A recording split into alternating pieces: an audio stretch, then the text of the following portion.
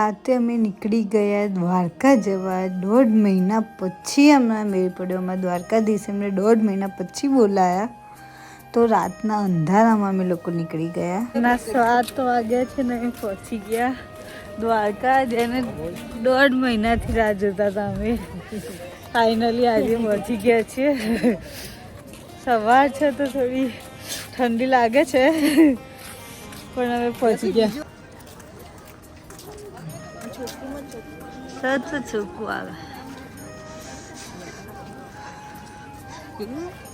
તમારો દીકરો first time Dwarka આવ્યો.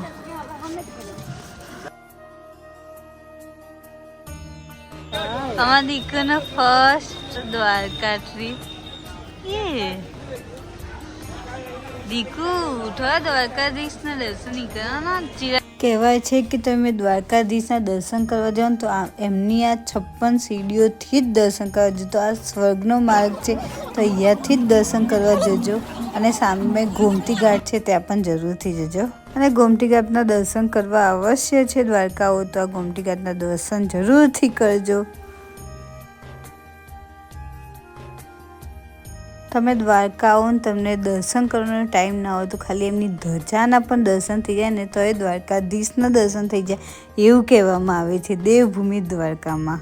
અને સવારનો નજારો એટલો મસ્ત હતો ને એમને દર્શન એટલા મસ્ત રીતે થયા છે ને. અને ત્યાં જઈએ ને આપણું મન મસ્ત શાંત થઈ જાય છે. બહુ જ મજા આવી ગઈ અમારે. બહુ મસ્ત દર્શન થયા અમારા દ્વારકાધીશના.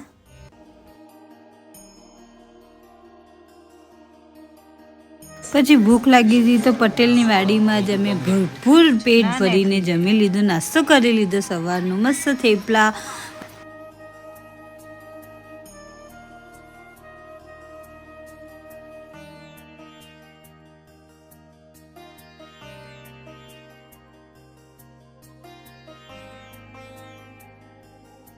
દ્વારકાથી અમે નીકળી ગયા અને પહોંચી ગયા અમે નાગેશ્વર જ્યોતિર્લિંગમાં.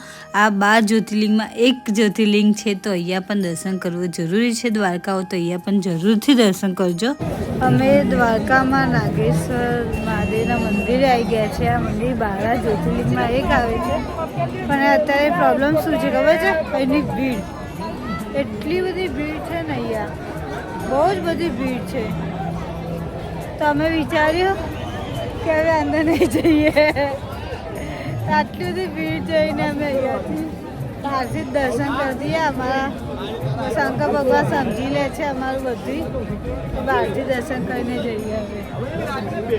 પછી અહીંયાથી અમે નીકળી ગયા કોયલા ડુંગર જવા માટે. દ્વારકાથી 1.5 કલાકનો રસ્તો છે કોયલા ડુંગરનો. અને અમે દ્વારકા જઈએ તો કોયલા ડુંગર અવશ્ય જઈએ છીએ. અમારા સિકોતરમાં હરસિદ્ધિ માતાજીનું મંદિર છે. અમે સિકોતર માતા કહીએ છીએ તો ત્યાં જવાનું પણ ભૂલતા નહીં. ગાય માતા રસ્તો રોકીને બેઠા છે અમારો. અને અહીંયા છે ને હરસિદ્ધિ માતાજીના મંદિરે અમે દર્શન કરવા ગયા ને ત્યારે અમારા આદ્વિકને એટલા મસ્ત દર્શન થઈ ગયા. અને એમનો માતાજીનો પહેરાયેલો હાર આદ્વિકને પહેરાયો. એ તો બહુ મસ્ત એમના આશીર્વાદ મળી ગયા. એન્ડ અમારા આદ્વિકને ફર્સ્ટ ટાઈમ દરિયો બતાવ્યો તો એવું થઈ ગયું છે ને. આમે એને પાણી બહુ જ ગમે છે તો એટલો આને અંદર જ જવું હતું, પાણીના અંદર જવું હતું. બહુ ખુશ થઈ ગયો.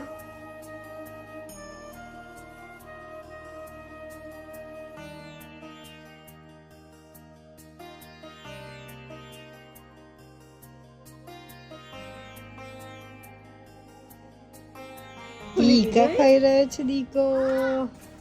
હાલ જમી લીધું અમે અહીંયા. અને એમાં ભાઈ હિંચકા ખાઈ રહ્યા છે. અને આદ્વિકને બહુ ગાડી ગમતી નથી તો અત્યારે ગાડીમાં બેસી બેસીને એટલો કંટાળી ગયો છે. એને શું છે પણ સૂતો નથી ને રો રો કરે છે. બહુ કંટાળી ગયો. મારમાં 10-15 મિનિટ રહીને એને શાંત કરી દીધો. તો ગાડીમાં બેસીને થાકી ગયા. ક્યારના ગાડીમાં બેસે છે તો થોડી વાર બ્રેક લઈ લીધો. પગની કડી થઈ ગઈ બેસી બેસીને. હવે આઈસ્ક્રીમ ખાઈ લે, થોડું ઠંડુ થઈ જઈએ. આઈસ્ક્રીમ ખાવાની દીકુને નહીં ખાવાનું. અહીંયા જ કરું છું વિડીયોનો એન્ડ, અને તમે આવી રીતે જ મારી વ્લોગ જોતા રહેજો, મારા મિની વ્લોગે જોતા રહેજો અને વ્લોગ પણ જોતા રહેજો. થેન્ક યુ સો મચ, અને સપોર્ટ પણ કરતા રહેજો. Thank you.